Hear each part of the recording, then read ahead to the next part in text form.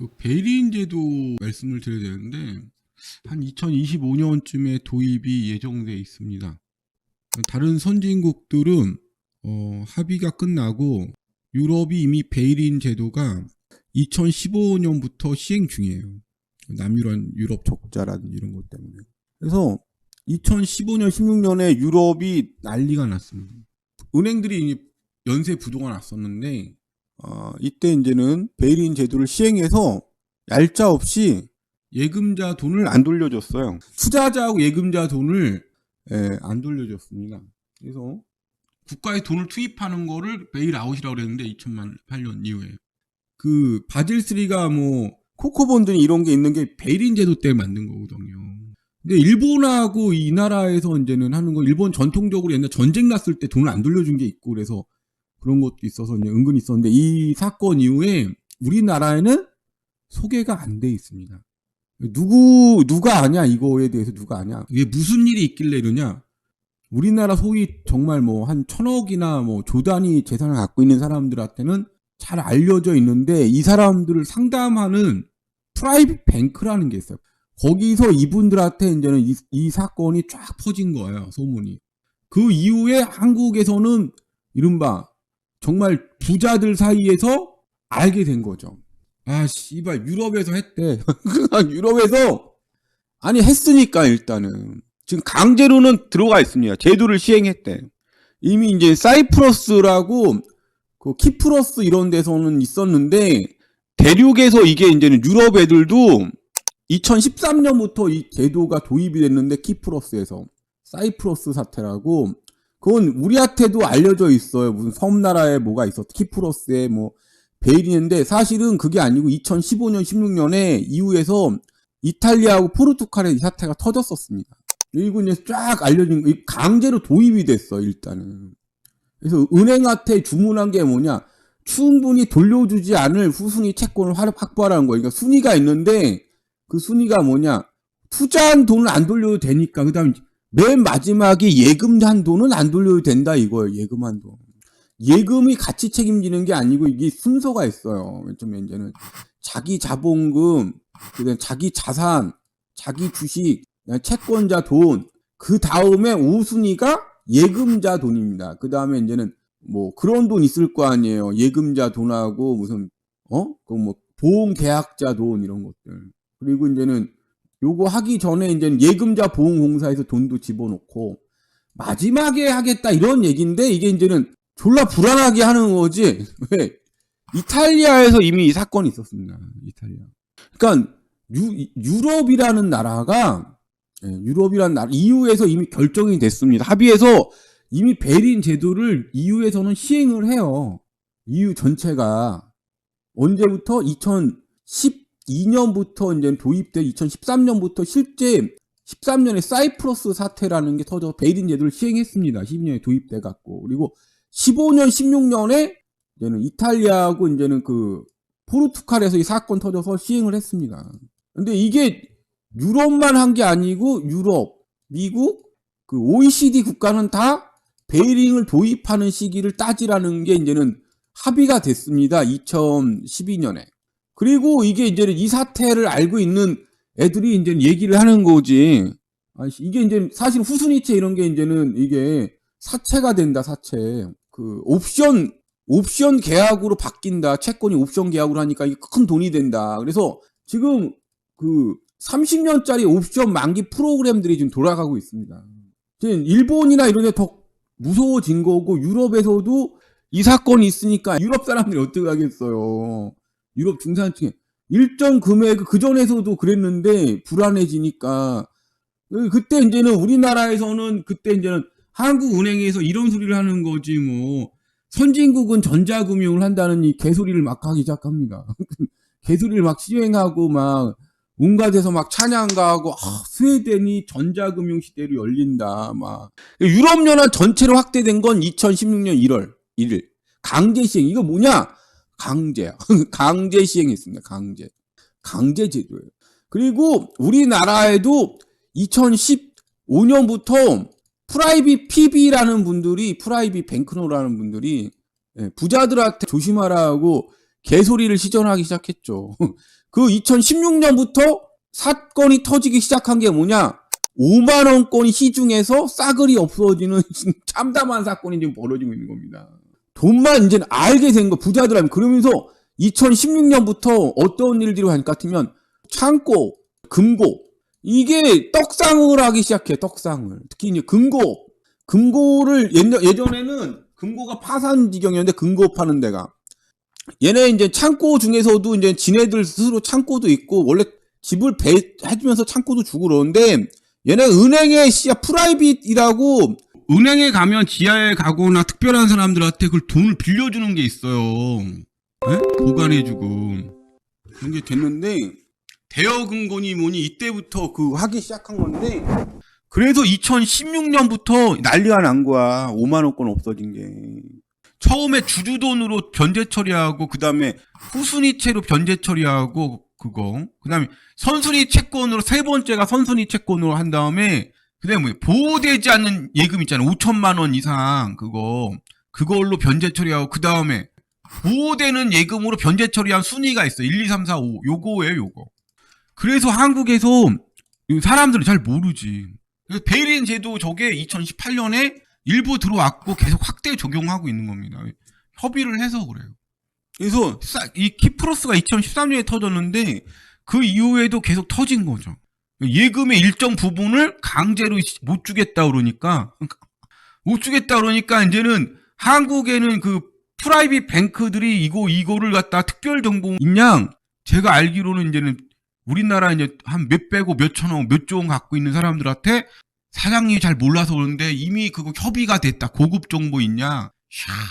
이거 한 거예요. 그래서 일반인들은 모르는 거예요. 키프로스 사태만 알고 우리나라 한국사 일면 현금이 난리가 난다.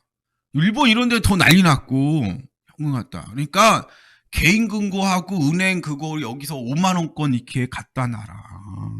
네? 그리고 은행에 코코본드니 뭐니 옵션 프라이스 계약돼 있는 거를 사시면은 나중에 10% 고금리 받을 수 있다.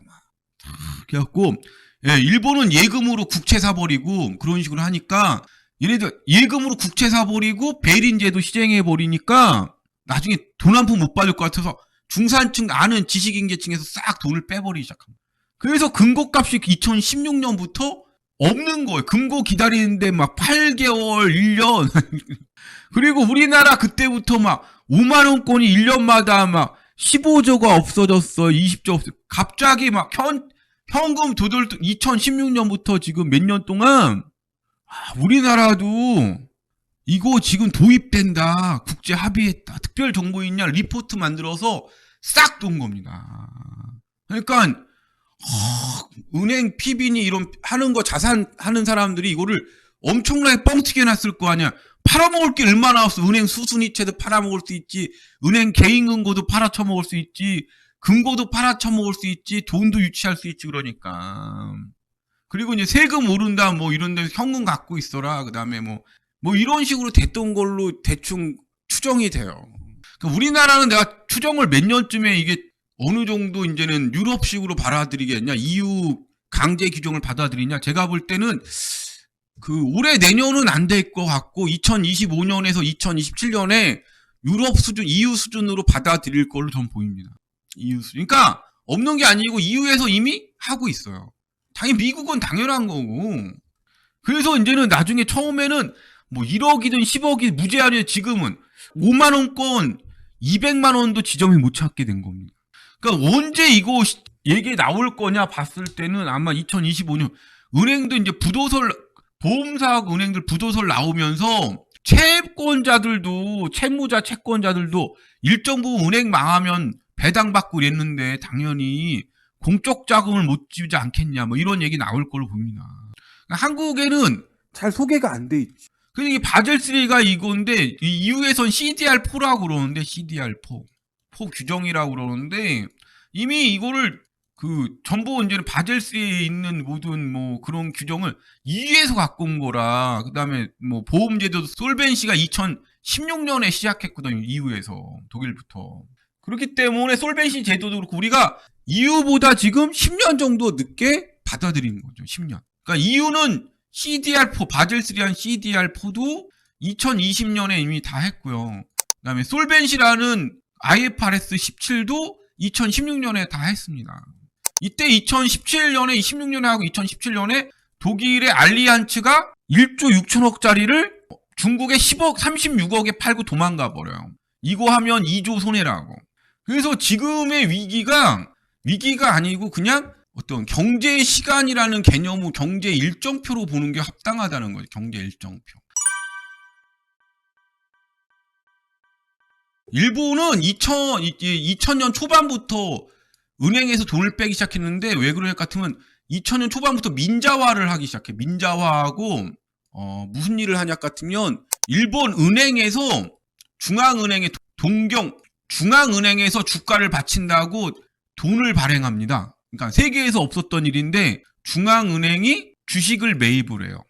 일본 중앙은행이 그러니까 중앙은행 채권을 은행이 사주기도 하지만 이 돈 갖고 은행에서 예금자 돈이죠. 예금자 돈 갖고 은행에서 거꾸로 추격합시다. 예금을 했어. 예금을 했는데 은행에 돈이 들어가. 은행에서 중앙은행 채권을 인수해. 예금자 허락도 안 받고. 사실상 뭐냐? 예금자 돈은 내 돈이다. 이런 국가 돈이다라는 국가 세금으로 보고 있습니다. 국가 세금. 그러니까 베일인보다 더해. 그래서 중앙은행에서 이 돈을 갖고 그럼 뭐하냐? 돈을 갖고. 채권 발행한 돈을 갖고 뭐하냐? 주식이 벙크 나니까 폭락하니까 이 주식을 갖고 있는 게 뭐예요? 일본 특수계층이라는 분들 돈 아니에요. 특수계층 재산이 하락하시는 거야. 그래서 중앙은행에서 돈을 갖고 주식시장에 있는 주식을 대규모로 매집을 합니다. 이게 7차까지 지금 진행했어요. 7차. 그래서 아베 때 더 많이 이렇게 이제는 사들입니다. 그래서 아베가 우리 일본이 살아난다. 야, 동경은행에서 채권 발행해서 은행에서 그러니까 예금자 돈이 나는 주식을 투자 안 했는데 중앙은행에서 마음대로 주식을 투자합니다. 주식시장에 개입을 해요. 우리나라는 국민연금이지만 일본은 이제 국민연금으로 할 시기를 지났어. 뭘로 하냐? 연기금을 한 게 아니고 중앙은행을 예금을 돈을 화폐를 발행해서 주식을 사들이는 골 때리는 짓거리를 합니다. 이거를 알고 있는 엘리트 계층에서 예금을 할 수 있겠냐고요. 불안해갖고 주가 폭락하는 순간 뭐야? 예금이 사라지는 마술이 벌어집니다. 예금이 사라지는. 예금이 채권인데 채권이 뭐야? 주식이야. 그러면 만약에 주가가 폭락하면 어떻게 되는 거지? 휴지가 되는 겁니다. 휴지가 되면은 중앙은행 채권도 휴지가 되는 거예요. 그러면 중앙은행 채권이 휴지가 되면은 일본 예금도 휴지가 되는 사태가 벌어지는 겁니다. 그러니까 얘네들은 한 몸뚱아리예요. 그래서 얘네 주가만 떨어지면은 이 짓거리가 계속 돌아가는 거예요. 그러니까 이 짓거리를 알고 있는 국민들은 아니 씨발 새끼들이네. 그 어떤 법이나 이런 게 안 되니까 그냥 다 빼버린 겁니다. 그래서 집안에다가 이렇게 해놓은 거. 베린제보다 더 막장인 거죠. 그러니까 유럽도 이제 고령화하고 나발이고 해갖고 이제는 이제 돈 없어. 공적 자금이 없는 거. 얘네도 국가 부채가 이미 평균 200%인 거예요. 얘네가 이럴 수밖에 없는 게 이유가 왜 베린 제도를 할 수밖에 없냐? 왜 할 수밖에 없지? 아니 남유럽이고 뭐간에 EU 가입 국가들이 할 수밖에 없는 게 EU에서 사줄 수는 없잖아. EU 돈은 누구 돈이야? 독일 돈인데. 그러니까 EU에서 강제로 한 거야. 얘네들 EU에서 나 그리스가 위험해. 이미 퍼줬지. 이미 퍼줬지. 이탈리아가 위험해. 퍼줬지. 키프로스가 위험해. 퍼줬지. 동유럽이 위험해. 퍼줬지. 영국이 위험해. 퍼줬지. 서로 달라는 거야. 은행 위험하다고. 다 누구 돈이야? 독일 돈입니다. 독일 애들이 열 봐도 안 봐도. 독일 애들이 어차피 EU에서 지원하는 돈이 EU에서 이탈리아, 프랑스고 나발이고 지원을 하면 다 누구 돈이야? 독일입니다. 독일. 야, 합의도 했는데 이거 해야지. 이거 해야지. 그리스, 그러니까 열 받지. 우리 이거 베일 아웃은 없어. 이탈리아 붕괴. 그럼 독일 돈 또 들어가니까. 그래서 2015년부터는 이제는 14년 키프로스 사태. 2015년부터 이탈리아가 우리 죽을 것 같아. 우리 도와줘야 되지 않겠어? 아이 씨발 까세요. 까세요. 근데 얘네들 이탈리아도 할 수 없는 게 이미 뭐야? 재정 건전성이 뭐예요? 200%, 200%. 국가가 은행에다 돈 더 지원해주면 국가가 어떻게 돼? 부도입니다, 부도. 그리스고만에, 그리스 은행이 지금 파산할 것 같아요. 그리스에서, 예, 베일아웃 하는 순간 그리스는 파산입니다. 그러면 이거 누가 도와주는 건 결국은 독일 돈입니다. 더 이상, 예, 국가에서 이제는 더 이상 이걸 못 하는 거야. 알고 있거든. 알고 있거든. 야, 니네 은행 니네가 알아서 해. 아니, 그리스 애들이 만약 공적 자금하면 그 돈 빌려준 독일은 어떡하라고. 여러분들은 어떻게, 그래서 유럽 전체가 베일인 강제로 한 겁니다. 이제는 씨발 더 못 줘. 우리 지금 국가가 지금 GDP 국가 부채가 200%야. 독일 아저씨 우리 좀 도와줄 수 없을까? 이게, 예. EU가 독일이고 독일이 씨발 돈주머니니 독일도 이제는 거기다가 제일 유럽의 심각한 사태가 뭐냐? 유럽에서 지금 제일 잘 나가는 게 아이슬란드인데 아이슬란드가 은행을 파산시켜 버렸어요.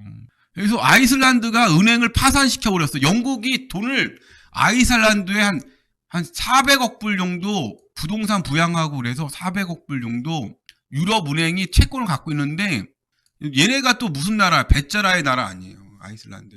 노르만족의 나라 아니야. 아이슬란드. 어떻게 했어? 은행 파산시켜 버렸습니다. 우리 베일아웃 안 해. 우리 베일이네. 아이슬란드가 영국 애들 그다음에 가난한 나라 됐습니다.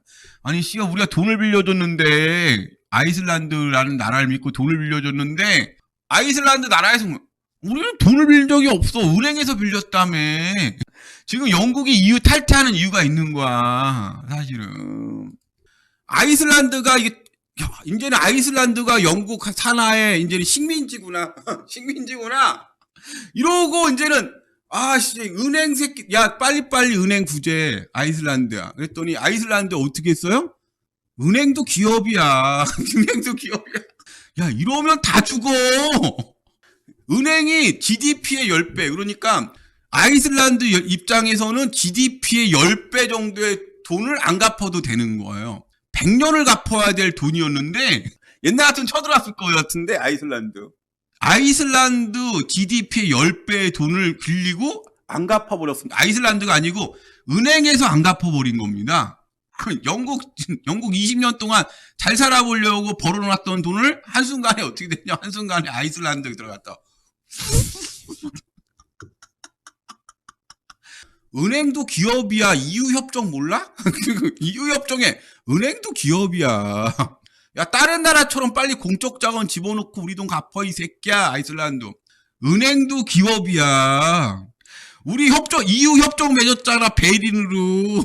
우리 협정 맺었어. 우리가 은행을 책임지지 않아. 은행도 기업이야. 영국 애들. 아니, 본인이 EU, 집행국인데 EU 규정을 어기는 거야? 영국이 완전히 개 밑바닥으로 그러니까 옛날에 조지 소로스한테 당한 이후에 30년 만에 아이슬란드 애들한테 뒤통수를 맞았어요. 아니, 씨발, 우리 식민지 아이슬란드 어떻게 돈 안 갖고 그냥 돈을 안 갚아버렸지.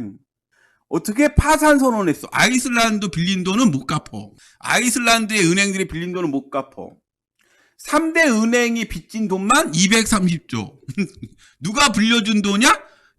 영국에 있는 런던 금융에 빌린 돈입니다. 그러면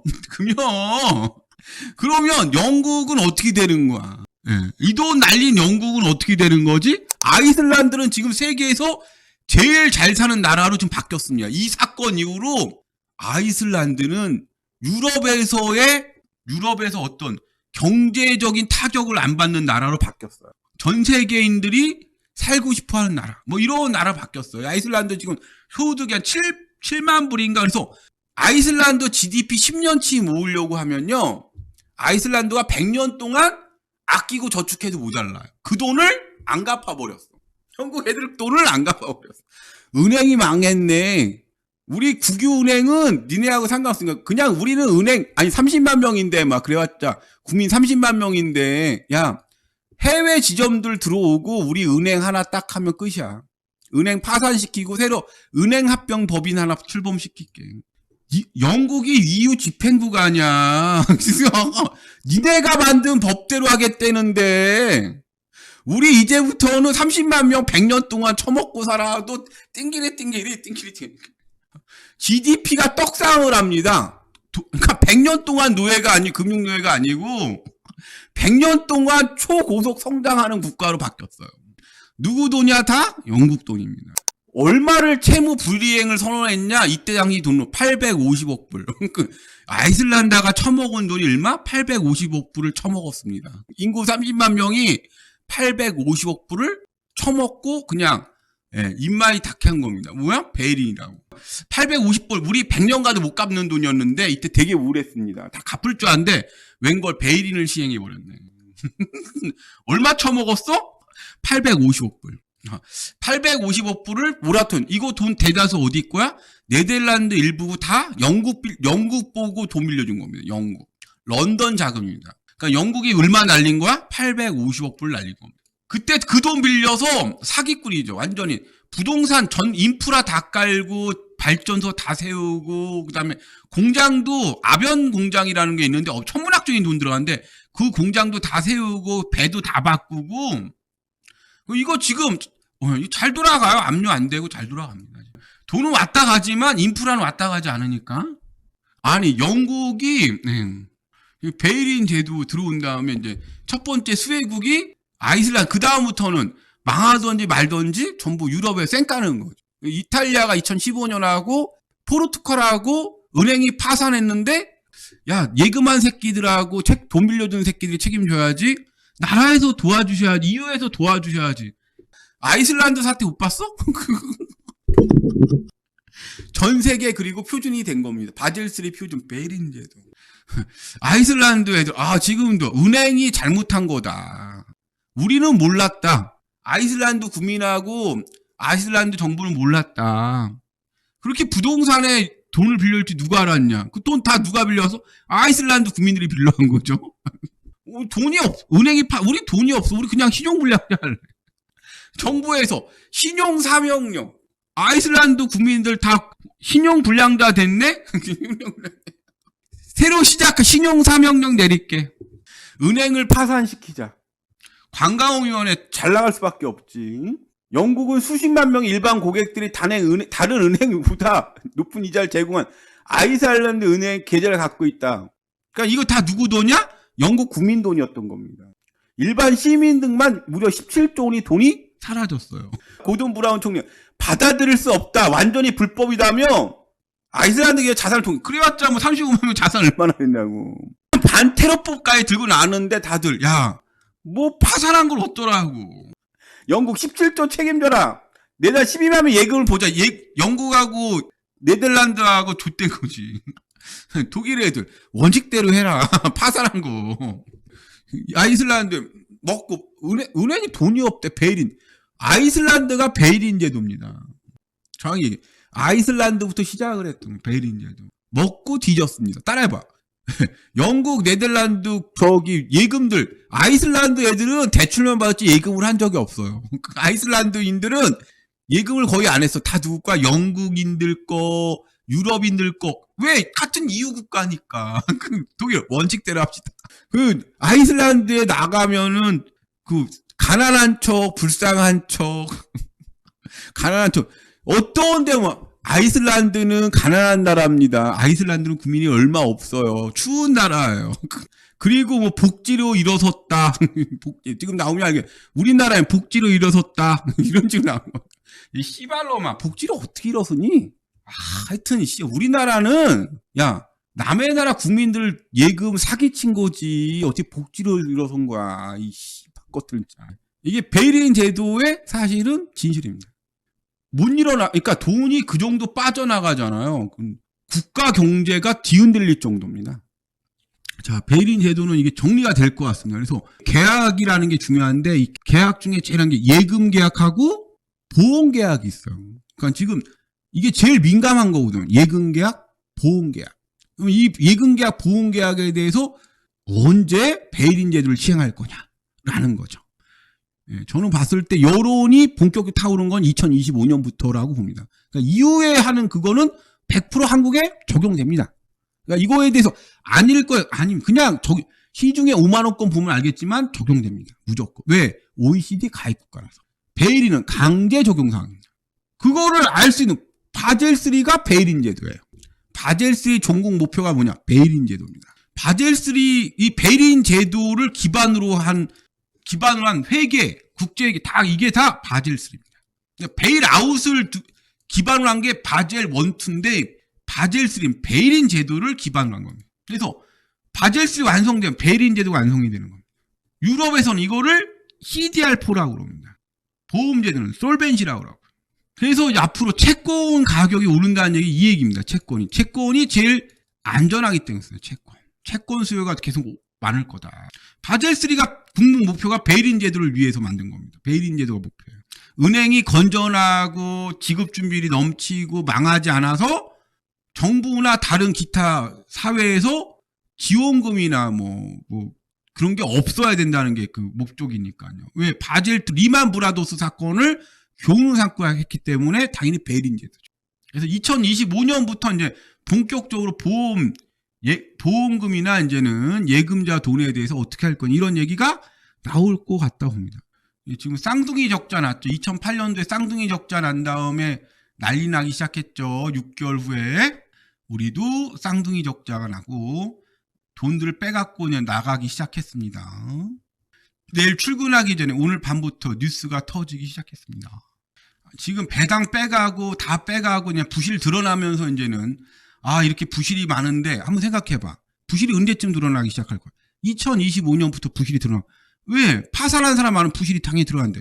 사람들 다 망해서 은행이 망하는데 예금자들도 투자가들도 이자가 이렇게 고금리인데 당신들도 이렇게 투자한 돈의 이익을 받는데 손실도 당신들도 책임져야 되는 거 아니냐. 그게 베일인 제도거든. 그걸 하겠어 안 하겠어? 금융위원회나 금융하기가. 은행연합회 회장이 누구야? 천인금융위원장입니다. 손해보험협회 회장이 누구야? 천인금융감독원장인 나라예요. 그런 이런 족같은 나라에서 여러분을 위해서 저기가 돌아가겠어? 아니면 기업이나 은행권을 기관을 위해서 이게 나중에 민심 봐갖고 돌아가겠습니까? 이게 뻔한 거예요. 일본보다 더 족같은 나라입니다. 그럼 이거 다 정해진 거 아닙니까? 그러면 대세를 따르고 거기에 대해 부자처럼 현찰이든 뭐든 잘 준비해야죠. 자꾸만 이제 꼬시고 그러면 옛날처럼 스위스 저축은행이니 지랄이 뭐 10%짜리 금리고 막 해갖고 막 발행하면 위심의 눈초리를 보고 쟤네가 좀 이상한 것 같아. 그러면 5천만 원 이상 안 누는 그런 지혜도 있고 베일인 얘기 나오면 그다음부터 그 좀 아주 안전한 은행 보수적으로 안전한 은행 아니면 이 새끼들하고 거래하지 않아야지. 이런 식으로 살아가는 어떤 현명한성이 있어야 되는 겁니다. 얘네들 항상 그 탐욕을 자극하고 니 탓이다 이런 식으로 사기치니까. 아이슬란드가 영국하고 네덜란드 애들 국민들 데리고 그런 식으로 사기쳤지 않습니까?